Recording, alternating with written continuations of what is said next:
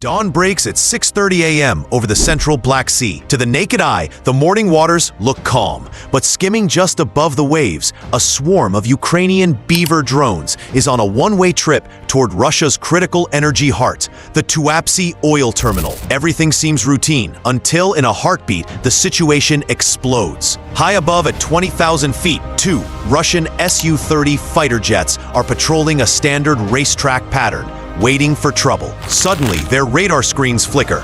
A flight lead spots an anomaly 120 miles out. He banks sharply, knowing he has maybe 12 minutes before these ghosts vanish into the sea clutter, the messy radar reflections caused by the ocean surface. The jets dive, trading altitude for speed. They need to get eyes on the target fast, but they can't burn their afterburners. They need to save every drop of fuel for the hunt. At 90 miles, the lead pilot flips his radar from a passive flashlight to a high-intensity searchlight, blasting the airspace with energy. He expects a ping. He gets nothing. He widens his scan, sacrificing detail for a broader view. Still nothing. The problem isn't the pilot, it's physics. His sophisticated BARS radar relies on the Doppler effect. It detects objects by how fast they move toward him. A speeding jet screams, "I am here," to the radar. But these drones? They are cruising at a sluggish 150 knots. To the radar's computer, they look exactly like the ocean waves below. The system filters them out as noise to keep the screen clean. The Russians have unknowingly trapped themselves. Their patrol box was designed to catch high-flying American bombers, not slow-moving drones crawling just above the whitecaps. From 30,000 feet, the fighters are effectively blind to anything hugging the deck beyond 40 miles. 06:34 a.m.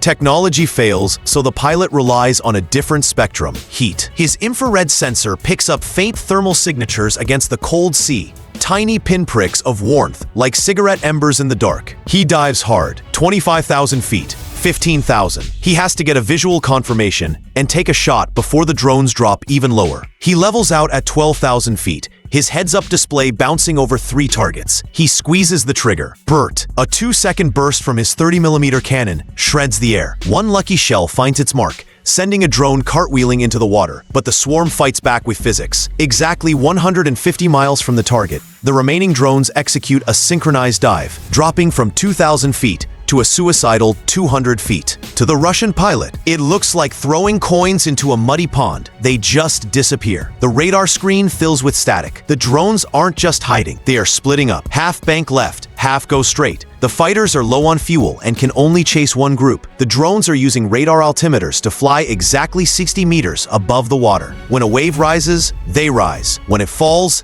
they dip. They are literally merging with the ocean surface. The lead pilot tries a desperate move: velocity search. He tells his computer to ignore everything except objects moving at drone speed. It backfires. The screen lights up with false targets: sea spray, whitecaps, even birds. The drones are cloaked in nature's own noise. The wingmen try to drop to 8,000 feet for a better look, but the thick air down low guzzles their fuel. Every minute here burns 5 minutes worth of high-altitude gas. The math is brutal. Stay and crash, or climb and let them go. At 0637, ground control makes the call. The fighters roar back to altitude, defeated. In 5 minutes, they splashed 1 drone. 23 others are ghosting toward the coast. The defense now falls to the ground. 53 miles inland, an S-300 missile battery wakes up. Its massive Big Bird surveillance radar, a powerhouse, pumping enough electricity to light 350 homes, swivels toward the sea. On paper, this system is a monster. It can spot a fighter jet 300 kilometers away, but a Beaver drone has the radar signature of a large seagull. At that size, the detection range collapses to just 80 kilometers. 0640 a.m. The radar operator is sweating.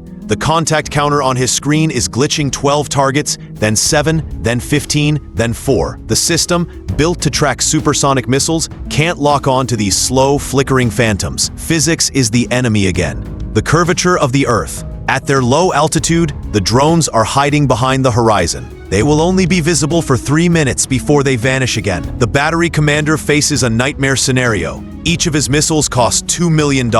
Each drone costs maybe 50,000. If he shoots at every ghost signal, he depletes Russia's strategic stockpile to kill cheap plastic. If he waits, the refinery burns. He chooses to fire. Engage. 4 missiles erupt from their tubes. riding pillars of fire into the sky. They don't fly straight. They arc high to 15,000 meters to dive down on the targets, hoping to spot the drones against the water. But looking for a drone in 50 square kilometers of ocean from that height is like finding a specific car in a mall parking lot from a helicopter. The first missile, Seeker, scans the ocean. It locks onto a solid return. It pulls 30 Gs, diving for the kill. The warhead detonates, shredding the air with tungsten cubes. Success? No. It killed a drone that had briefly popped up to avoid a fishing boat. Pure luck. The second missile locks onto a formation of 3 drones. It dives, but as it gets closer, the drones separate into waves. The missile was chasing sea spray. It self-destructs harmlessly, blowing a hole in the water. This is the fatal flaw of the S-300. Designed in the 1970s to kill massive American bombers, it is now trying to snipe mosquitoes with a cannon. The third and fourth missiles failed just as badly. The drones scatter across a 20-kilometer front. $6 million in missiles wasted. One drone down. The swarm is now 30 kilometers out. They have pierced the missile shield. Russia plays its final card, electronic warfare. At the 15-kilometer mark, the drone navigation systems go haywire. Their GPS shows them locked on to 12 satellites with perfect signal, but the data is garbage. 1 second they are over water, the next deep inland. The Pole 21 jamming system has activated. These aren't just noise jammers, they are spoofers. Located on cell towers across Tuapse, they broadcast fake GPS signals. They are whispering lies to the drone's computers, trying to trick them into flying into a mountain or out to sea. The lead drone's computer realizes the math doesn't add up. It detects the corruption and instantly cuts the GPS feed. It switches to dead reckoning, navigating solely by checking its internal gyroscopes and accelerometers. But there's a catch. These are cheap commercial sensors. They drift. Without GPS updates, the drone accumulates error about 10 meters off course for every minute of flight. Over the final approach, that's enough to miss the refinery by a football field. The Ukrainians knew this would happen. Intelligence had mapped the jammers months ago, so the drones opened their eyes. Literally, a camera in the nose of the lead drone flicks on. It scans the horizon and spots a distinctive red and white striped tower, the catalytic cracker of the refinery. A simple onboard computer compares this image to a stored photo. Match found. The drone updates its position. The internal drift is corrected. It sees the Y-shaped pier, the storage tanks, the curve of the highway. It's now flying by sight, using the enemy's own landscape as a map. 6:53 a.m. The lead drone tips into its final dive. It ignores the jammers and locks visually onto a specific octagonal structure, the main valve manifold. It threads the needle between 2 roaring flare stacks, missing them by meters. Boom! The 40-kilogram warhead smashes the valves like a sledgehammer hitting glass. Oil under 800 psi screams out of the ruptured pipes, atomizing into a massive cloud of explosive vapor. 8 seconds later, Drone 2 finds a tanker docked at the pier. It punches through the deck and detonates in the pump room. Pipes shear. Valves crack. Explosive fumes flood the ship's bowels. Drones 3 and 4 slam into the massive loading arms, the metal straws feeding the ships. They shear off, dropping tons of steel and spilling 200 cubic meters of oil into the harbor. The rest of the swarm arrives in a rhythm of destruction. Storage tanks split open.